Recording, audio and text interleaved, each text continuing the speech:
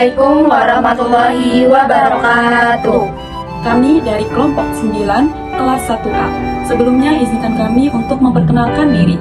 Perkenalkan, saya Mutia Haristi Zahra. Saya Pancastheningsih. Saya Rizky Labia. Kami dari Program Studi Pendidikan Bahasa dan Sastra Indonesia, Fakultas Keguruan dan Ilmu Pendidikan, Universitas Kimia Berbangsa Karawang. Di video kali ini kami akan membedah karya atau menganalisis karya sastra pada era tahun 2000-an. Video kali ini juga kami buat bertujuan untuk memenuhi tugas mata kuliah Sejarah Sastra Indonesia dan untuk memenuhi tugas akhir yaitu ujian akhir semester 1. Nah, adapun karya sastra yang akan kami bedah meliputi yang pertama ada cerita pendek yang berjudul Lingkaran yang Rugi karya Triyanto Triwikromo. Kedua, ada puisi yang berjudul Surat untuk Ibu karya Khairil Anwar. Yang ketiga, ada novel Laskar Pelangi karya Andrea Herata.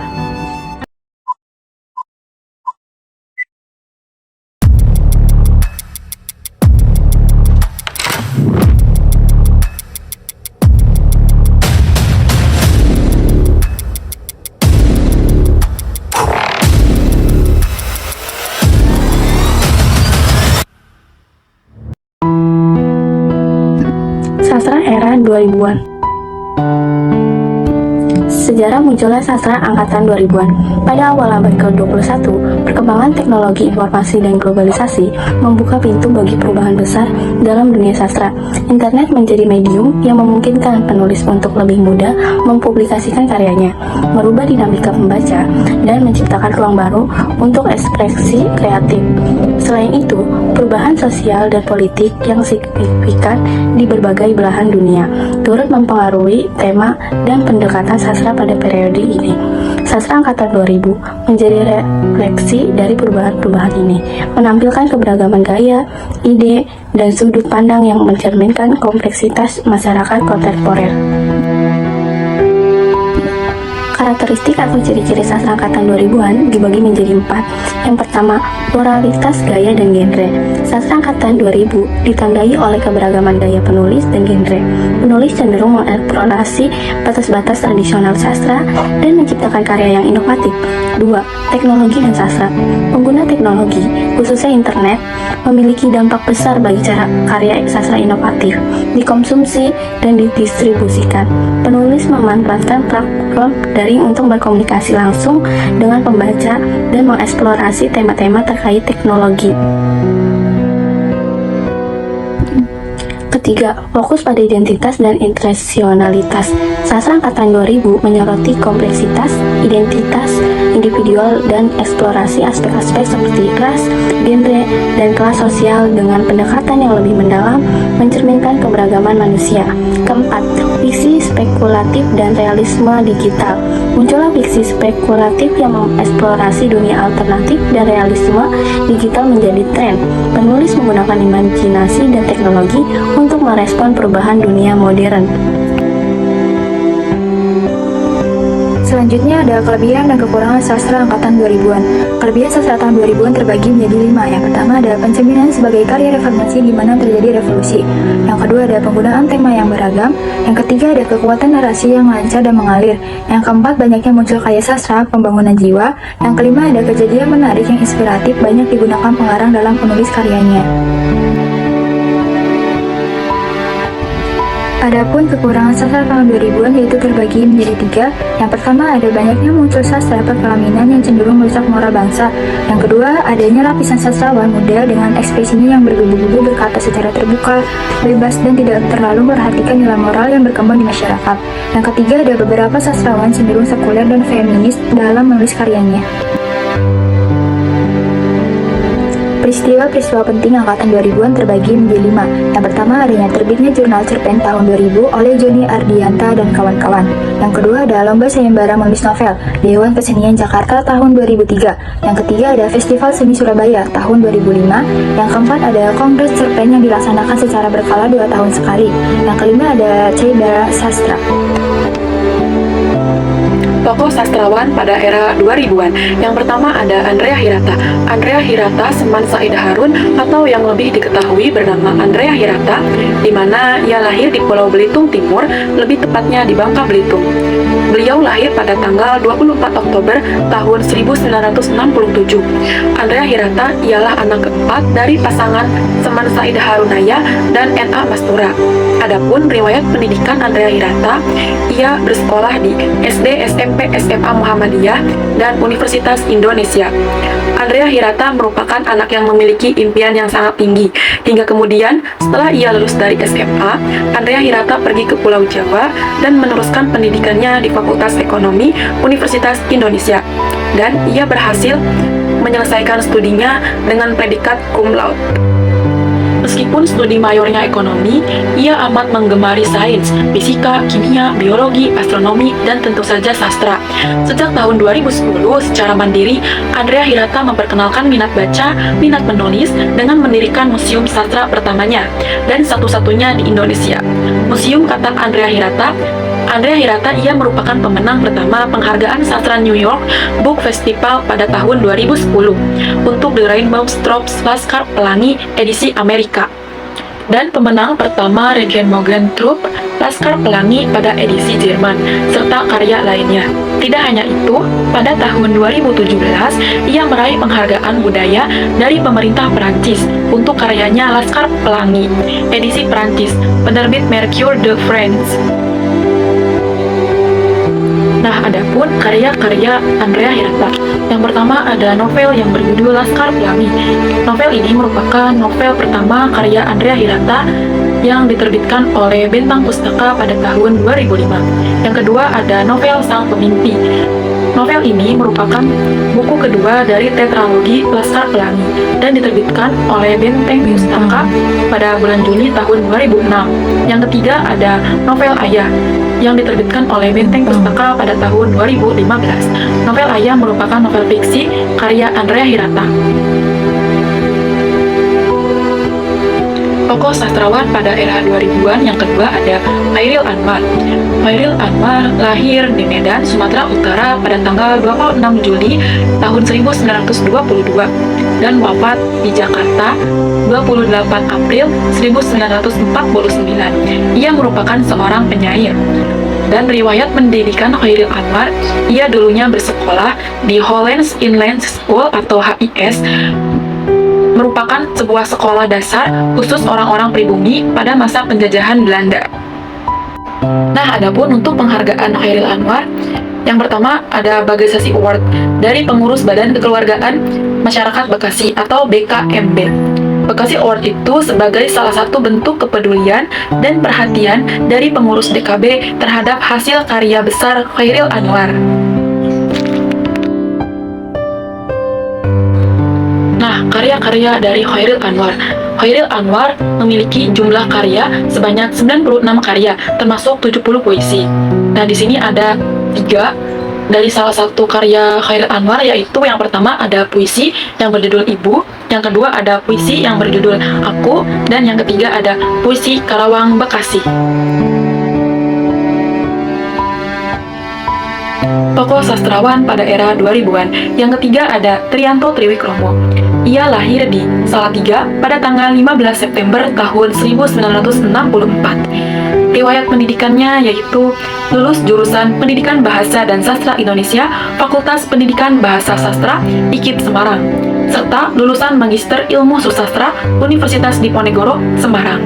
Triyanto Triwikromo juga mendapat anugerah, yaitu Anugerah Tokoh Seni Pilihan Tempo 2015, Sastra Puisi, setelah menulis Kematian Kecil Kartosuwirjo. Ia juga memperoleh penghargaan sastra pada tahun 2009, Pusat Bahasa untuk buku kumpulan cerita Ular di Mangkuk Nabi.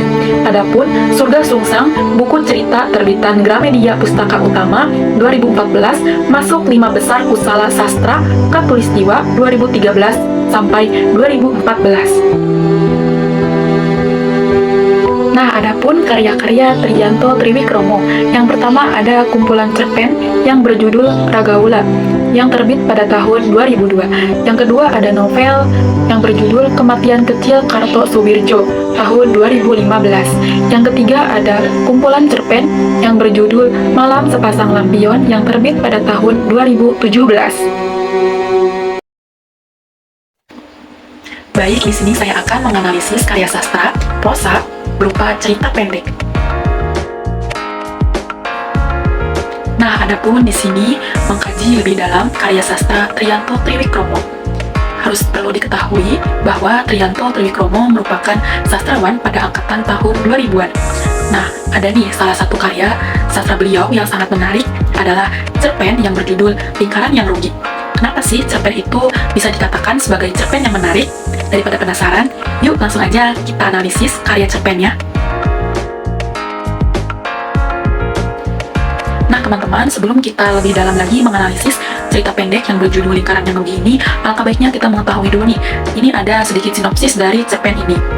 Nah, adapun cerpen Lingkaran yang Rugi merupakan karya Triyanto Triwikromo, adalah sebuah karya sastra Indonesia yang menggambarkan kehidupan seorang pengangguran yang berjuang untuk mencari pekerjaan dan menghadapi tantangan sosial ekonomi.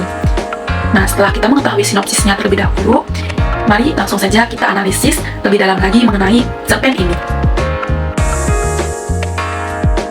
Baik teman-teman, yang pertama ada tema dan makna.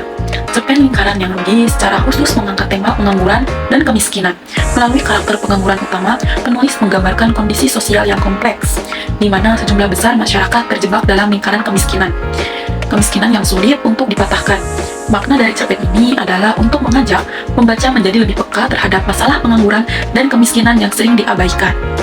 Nah, adapun cerpen ini mengajak pembaca untuk memahami kompleksitas sosial ekonomi yang dialami oleh sebagian masyarakat dan mendorong mereka untuk berpartisipasi dalam menciptakan solusi yang lebih baik. Wah, tema dan makna dari cerpen Lingkaran yang Rugi ini sangat menarik ya teman-teman, karena maknanya begitu bermanfaat dan sangat berarti untuk kehidupan bermasyarakat kita. Nah, adapun poin kedua dari analisis cerpen Lingkaran yang Rugi yaitu ada alur cerita. Di alur cerita ini, cerpen Lingkaran yang Rugi memiliki alur cerita yang mengalir secara linier. Artinya, dimulai dengan pengangguran utama yang sedang berjuang untuk mencari pekerjaan dan menghidupi dirinya sendiri.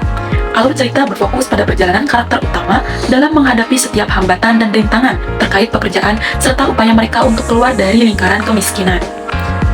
Yang dimaksud dengan alur linier yaitu jenis alur cerita yang berlangsung secara kronologis dari awal hingga akhir. Alur linier juga sering disebut sebagai alur maju. Baik, di poin ketiga ini ada penokohan atau karakterisasi. Nah, dalam cerpen Lingkaran yang Rugi ini, karakterisasi pengangguran utama ditampilkan dengan baik oleh Triyanto Triwikromo.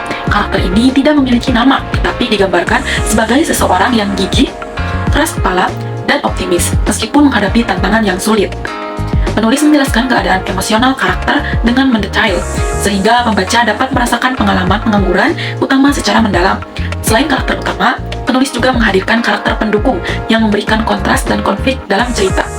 Wah, karakterisasi dalam cerpen ini sangat menarik ya teman-teman, karena cerpen ini dibangun dengan penuh rasa emosional oleh seorang penulis, yang kemudian penulis itu dapat dan serta membawakan isi dari cerpen ini kepada pembaca, dan pembaca pun ikut merasakan karakter yang dibuat dalam cerpen ini. Nah, dalam cerpen Lingkaran yang Rugi sudah pasti dan sudah tentu ada bahasa dan gaya penulisan. Triyanto Triwikromo menggunakan bahasa sederhana, namun efektif dalam menyampaikan pesan dan emosi dalam cerpen ini. Ia menggunakan kata-kata yang tepat untuk menggambarkan situasi sosial dan emosi karakter utama. Gaya penulisannya yang deskriptif dan penuh empati memungkinkan pembaca memahami dengan baik kondisi pengangguran utama dan suasana sosial di sekitarnya. Ia juga menggunakan dialog yang autentik untuk menghidupkan karakter dan menyampaikan pesan cerita. Wah, dilihat dari bahasa dan gaya penulisannya, cerpen ini memiliki dan mempunyai daya ketertarikan yang luar biasa ya teman-teman. Nah, yang kelima ada amanat atau pesan moral dari isi cerita pendek yang berjudul Lingkaran yang Rugi. Secara keseluruhan, cerpen Lingkaran yang Rugi merupakan karya sastra yang berhasil menyoroti persoalan sosial yang krusial. Amanat yang dapat kita ambil dari isi cerpen ini ialah kita harus menciptakan kepedulian dan menggugah kesadaran akan pentingnya menciptakan kesempatan kerja yang lebih baik bagi masyarakat. Kita juga harus semangat, pantang menyerah, kuat, dan bekerja keras demi bertahan untuk kehidupan yang lebih baik. Kesimpulan. Dalam kesimpulannya, cerita pendek Lingkaran yang Rugi karya Triyanto Triwikromo merupakan karya sastra Indonesia yang secara mendalam mengangkat tema pengangguran dan kemiskinan. Penulis berhasil mengeksplorasi kompleksitas sosial ekonomi melalui karakter pengangguran utama yang gigih, melalui alur cerita yang linear dan karakterisasi yang kuat. Triwikromo berhasil menyampaikan pesan tentang urgensi pemahaman dan partisipasi dalam menangani masalah sosial yang sering diabaikan. Gaya penulisannya yang sederhana namun efektif memperkaya pengalaman pembaca, menjadikan cerpen Lingkaran yang Rugi sebagai cerpen yang mengunggah emosi dan kesadaran, serta mengajak untuk menciptakan solusi lebih baik terhadap isu pengangguran dan kemiskinan. Yang kedua ada budak puisi yang berjudul Puisi Surat Untuk Ibu karya Khairil Anwar. Puisi Surat Untuk Ibu adalah salah satu puisi yang ditulis oleh Khairil Anwar, seorang penyair Indonesia terkenal. Puisi ini adalah sebuah ungkapan dari rasa cinta dan penghargaan yang mendalam kepada seorang ibu. Dalam puisi ini, Khairil Anwar menceritakan kembali kenangan dan perasaan terhadap ibunya. Puisi Ibu karya Khairil Anwar. Pernah aku ditegur, katanya untuk kebaikan. Pernah aku dimarah, katanya membaiki kelemahan. Pernah aku diminta membantu, katanya supaya aku pandai. Ibu, pernah aku merajuk, katanya aku manja. Pernah aku melawan, katanya aku degil. Pernah aku menangis, katanya aku lemah. Ibu, setiap kali aku tersila, dia hukum aku dengan nasihat. Setiap kali aku kecewa, dia bangun di malam sepi, lalu bermunajat. Setiap kali aku dalam kesakitan, dia obati dengan penawar dan semangat. Dan bila aku mencapai kejayaan, dia kata, bersyukurlah pada Tuhan. Namun, tidak pernah aku lihat air mata dukamu mengalir di pipi. Begitu kuatnya dirimu, Ibu. Aku sayang padamu, Tuanku. Aku bermohon padamu, sejahterakanlah dia selamanya. Tema. Dalam tema, puisi ini dapat menggambarkan tema cinta, rindu, penghargaan, atau perpisahan antara penulis dan ibunya. Tema ini mencerminkan hubungan emosional yang kuat antara penulis dan ibunya, serta perasaan cinta dan rindu yang mendalam. Struktur. Secara struktur, puisi ini mungkin memiliki pola yang teratur dalam hal jumlah baris atau bait, serta penganturan rima yang konsisten.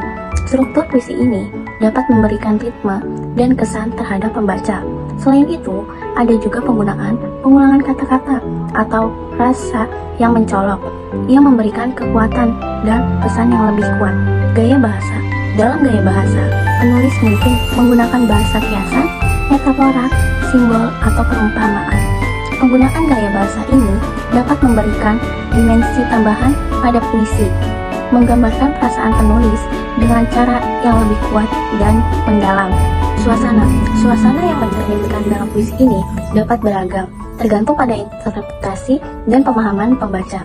Puisi ini mungkin menciptakan suasana kehangatan, haru, nostalgia, atau penghargaan yang mendalam terhadap ibu penulis. Suasana ini dapat membangkitkan emosi dan ikatan emosional dengan pembaca. Chairil Anwar menceritakan bagaimana perlakuan sang ibu kepadanya melalui puisi tersebut. Setiap ibu memiliki cara tersendiri untuk membimbing dan mendidik anaknya. Kesabaran dan ketelatenan seorang ibu sangat digambarkan dalam puisi tersebut. Meskipun perlakuan masing-masing ibu berbeda, namun tujuannya tetap sama, yakni memberikan kasih sayang kepada anaknya. Yang terakhir ada kesimpulan.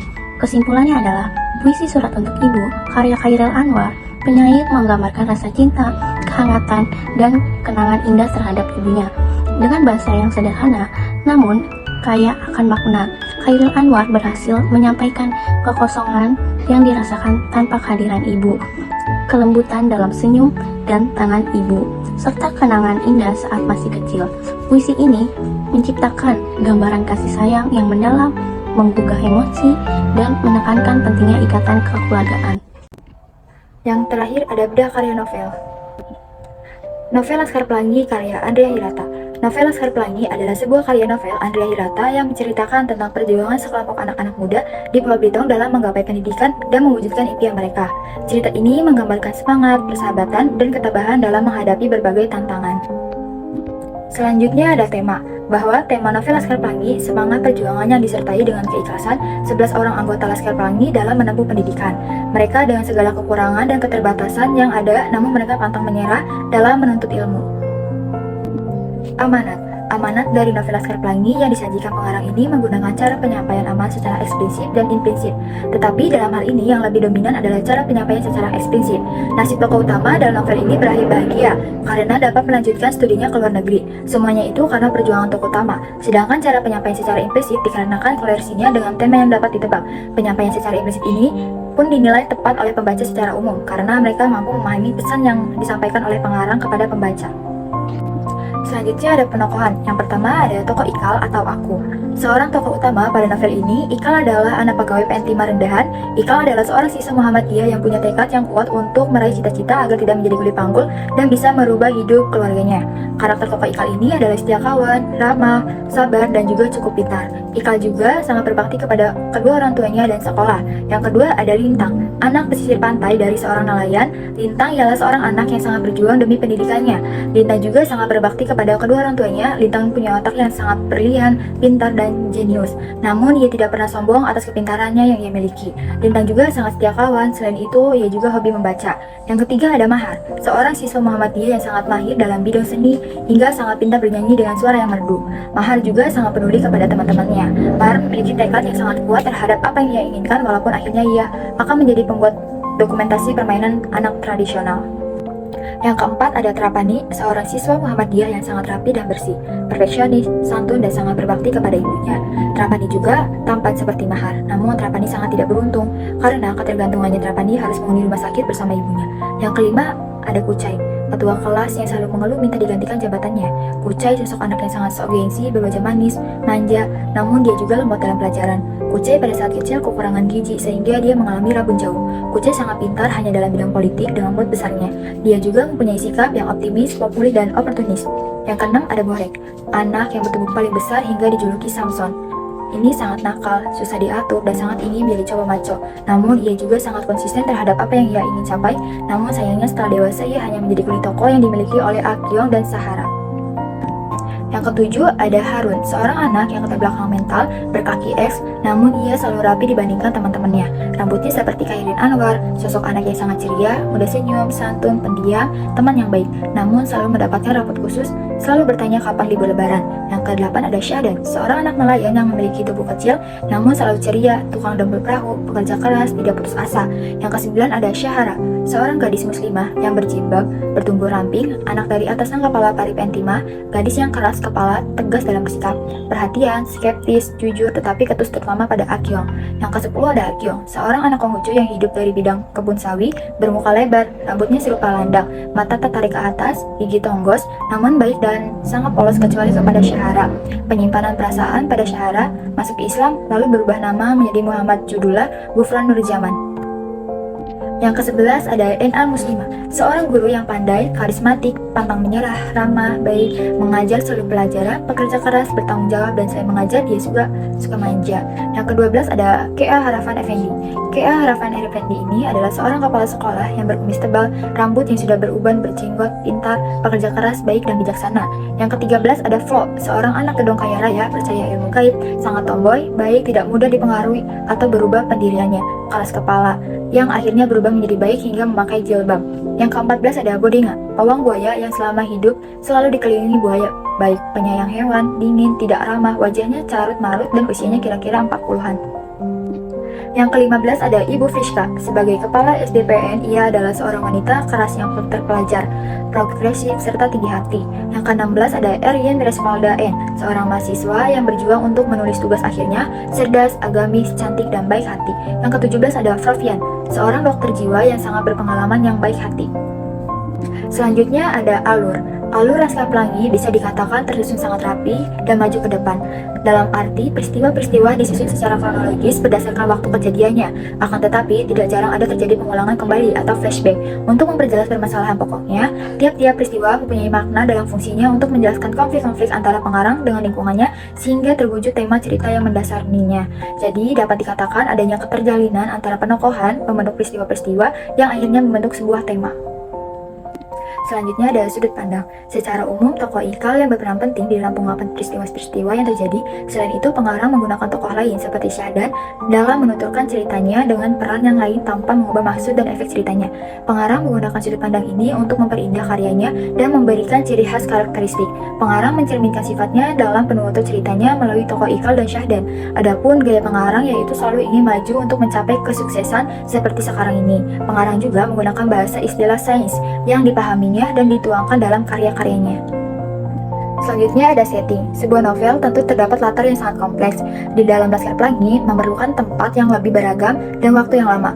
Pulau Belitung adalah salah satu setting secara umum yang melatar belakangi peristiwa yang terjadi tepatnya di desa terpencil. Pengarang memilih latar tersebut didasari kepentingan atas tema, alur, dan penokohan. Latar atau setting pada karya sastra Laskar Pelangi ini termasuk realistis objektif, yaitu benar-benar dialami oleh pengarang dan pembaca mengetahui latar tempatnya. Di samping itu, dengan mengetahui latar, pembaca mempunyai refleksi tentang peristiwa, walaupun pada akhirnya persepsi itu akan dibuyarkan oleh tindakan tokoh. Gaya bahasa. Gaya bahasa yang digunakan dalam Laskar Pelangi mampu menimbulkan suasana yang beragam, menimbulkan suasana yang simpatik, objektif, harapan, dan cita-cita. Kosakata dari etnis tertentu terkadang menimbulkan kekaguman pada setiap kata-kata yang menggunakan majas metafora, menjelaskan respon tokoh pada setiap peristiwa tentang makna Laskar Pelangi. Tapi di sisi lain juga terkadang menimbulkan kebutuhan untuk memaknai kosakata yang teramat tinggi untuk baca secara umum. Selanjutnya ada biografi pengarang. Andrea Hirata Saiman Said Harun lahir di Pulau Belitung tanggal 24 bulan Oktober tahun 1982. Andrea Hirata sendiri merupakan anak keempat dari pasangan Saman Said Harunaya dan N.A. Masturah. Ia dilahirkan di sebuah desa yang termasuk desa miskin dan letaknya yang cukup terpelosok di Pulau Belitung. Ia mengaku bentuknya lebih mirip sebagai kandang hewan ternak. Kedati harus menimba ilmu di bangunan yang tak nyaman, Andrea tetap memiliki motivasi yang cukup besar untuk belajar. Di sekolah itu, pula ia bertemu dengan sahabat-sahabat yang dijuluki dengan sahabat Laskar Pelangi. Yang terakhir ada kesimpulan. Laskar Pelangi adalah novel yang mengisahkan perjuangan sekelompok anak-anak di desa Gantong, Belitung dalam mencari pendidikan dan mencapai impian mereka. Meskipun dihadapkan pada keterbatasan dan ketantangan, mereka tidak menyerah dan saling mendukung. Tema-tema seperti ketahanan, harapan, persahabatan, dan perjuangan sangat kental dalam novel ini. Novel ini mengajak kita untuk menghargai kekuatan pendidikan dan pentingnya solidaritas dalam menghadapi kesulitan hidup. Laskar Pelangi mampu menyampaikan pesan kuat melalui kisah yang menginspirasi. Sekian pembahasan dari kelompok 9. Semoga video ini bermanfaat untuk kita semua. Mohon maaf bila ada kata yang salah. Sekian dari kami. Wassalamualaikum warahmatullahi wabarakatuh.